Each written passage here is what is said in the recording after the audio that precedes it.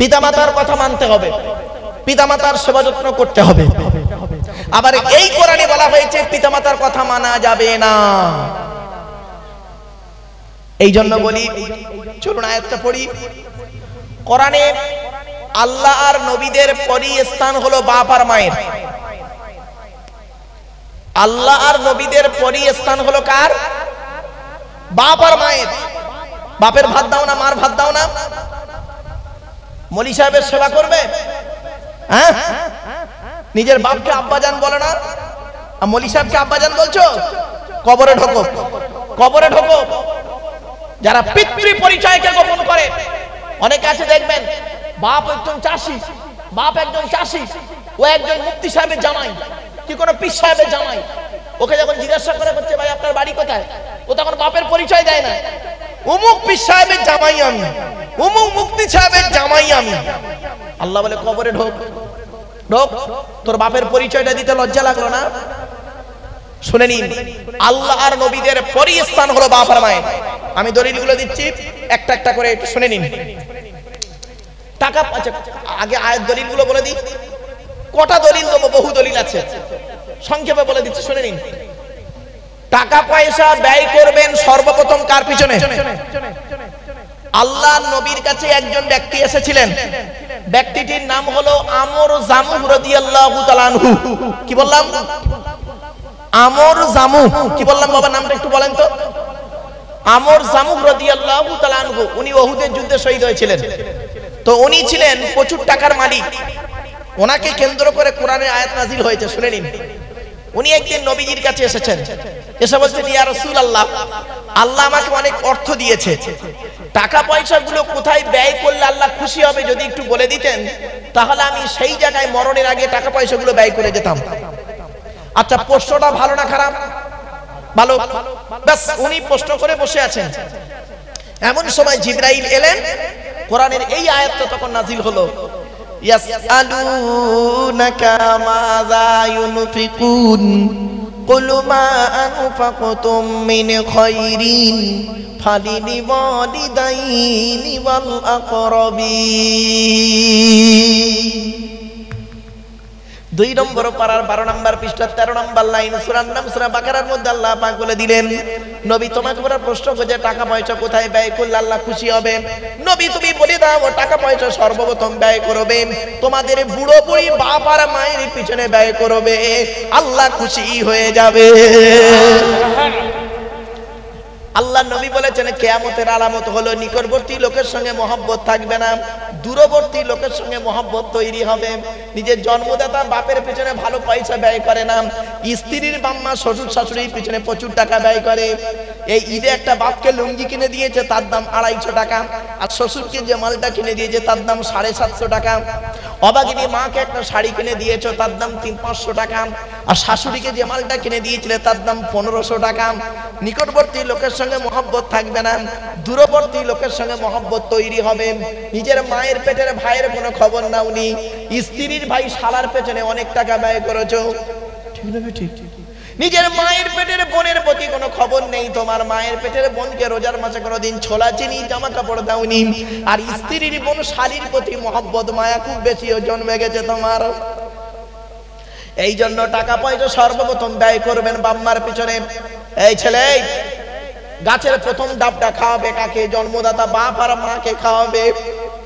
সর্বপ্রথম মাছের পুকুরের বড় মাছটা বার করে, পুকুরের বড় মাছটা কেটে করবে কি মাছের মাথাটা ওই জন্মদাতা বাম্মাকে খাওয়াবে।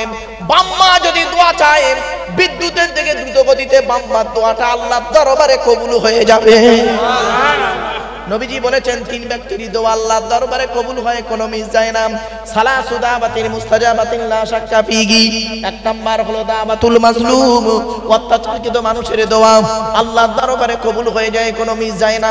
কোন স্বামী যদি তার স্ত্রীর উপরে অন্যায়ভাবে অত্যাচার করে, ওই স্ত্রী যদি বলে খোদা গো আমি অন্যায় করিনি, আমার স্বামী আমার উপরে নির্মমভাবে অত্যাচার করছে, আল্লাহর তরফ থেকে গজব পড়বে। অনেক শাশুড়ি আছে দেখবেন নিজের মেয়েকে খাইয়ে নিয়ে ঘরের ভেতর ঢুকে পড়লো, বৌমা পরের মেয়ে খেয়েছে কিনা খবর নিল না। এই শাশুড়ি মায়েরা শুনে নিন, আপনি বৌমা পরের মেয়েকে যদি আপন করতে না পারেন, আল্লাহ আপনারও মেয়ে দিয়েছে, লোকের বাড়ি বৌমা হয়ে যাবে, আল্লাহর তরফ থেকে গজব পড়বে, বলতে আর হবে না। অনেক ননদ আছে দেখবেন ভাইয়ের কানে কামড়াচ্ছে যাতে ভাই ভাবিকে মারেই ধান্দা করে। এই যুবতী বোনেরা শুনে নাও, ঘুঁটে পড়ে গোবর হাসি ঘুঁটে বলে তোরও একদিন আছে। তুমি ভাবি পরের মেয়েকে যদি আপন করতে না পারো, তোমাকেও একদিন লোকের বাড়ি ভাবি হয়ে যেতে হবে, আল্লাহর তরফ থেকে গজব পড়বে, বলতে আর হবে না।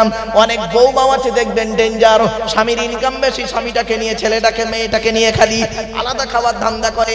একই দিয়ালের এপারে স্বামী স্ত্রী ছেলে মেয়েকে নিয়ে মুরগির মাংস দিয়ে ভাত খায়, আর দিয়ালের ওপারে শ্বশুর শাশুড়ি বুড়ো বুড়ি আলু ছানা ডাল খায়, ভর্তা খায়, আলু ভর্তা ভাত খায়।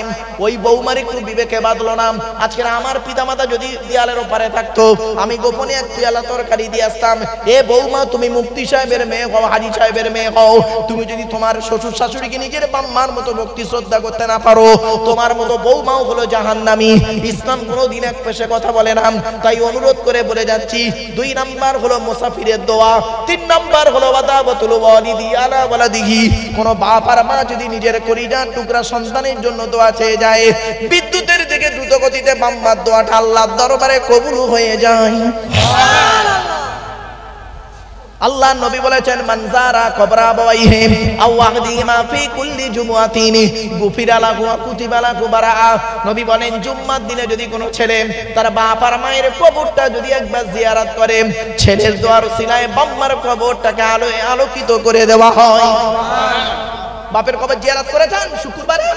হ্যাঁ, মুসলমানের বাচ্চা শবে বরাতের রাতে খালি জিয়ারত করে, সারা বছর জিয়ারত করে না। তুমি ফুরফুরায় গেলে দাদা হুজুরের মাজার জিয়ারত করতে, তোমার বাপের কবরটা আগে জিয়ারত করতে পারোনি? তোমার বাপের কবরটা আগে জিয়ারত করবে, মায়ের কবরটা আগে জিয়ারত করবে, তারপরে দাদা হুজুরের মাজার জিয়ারত করতে যাবে, তবেই হবে তুমি অরিজিনাল ফুরফুরার ভক্ত।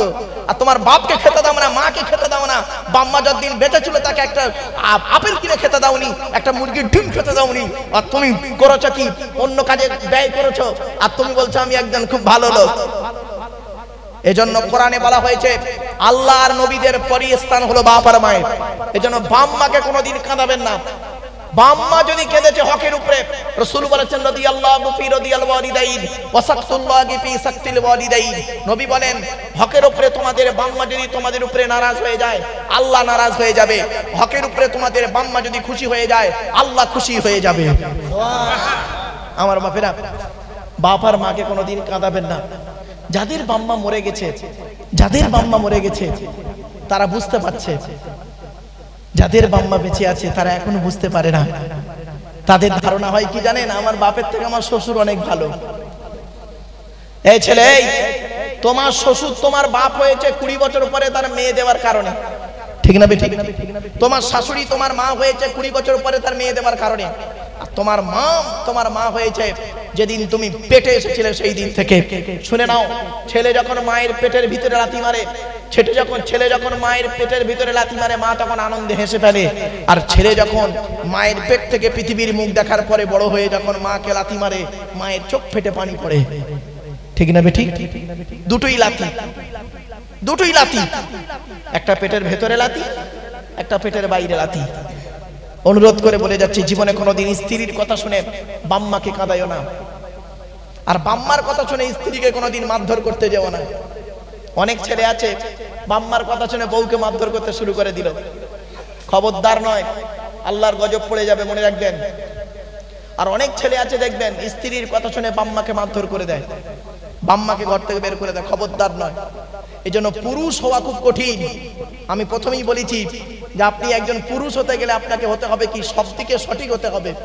ছেলে হিসেবে 100% হতে হবে, বাপ হিসেবে 100% হতে হবে, স্বামী হিসেবে 100% হতে হবে, ভাই হিসেবে 100% হতে হবে, আপনার কি বলবো বোনাই হিসেবে 100% হতে হবে, শালা হিসেবে আপনাকে 100% হতে হবে, মামা হিসেবে আপনাকে 100% হতে হবে। জামাই বাবু হতে গেলে আপনার ফুপু আর ফুপা বলেন তো নাকি?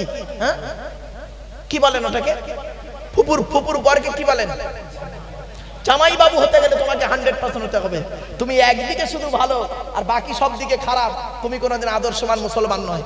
আজ আপনাদের বলে যাচ্ছি, আজকের বাড়িতে গিয়ে আপনি দেখবেন, রাতের বেলা শুয়ে শুয়ে চিন্তা করবেন, আমি স্বামী হিসাবে ভালো বউয়ের সঙ্গে কোনোদিন মারধর করিনি, কিন্তু বাপ হিসাবে কি আমি আমার দায়িত্ব পালন করেছি? চলো একটা সুন্দর ঘটনা বলি।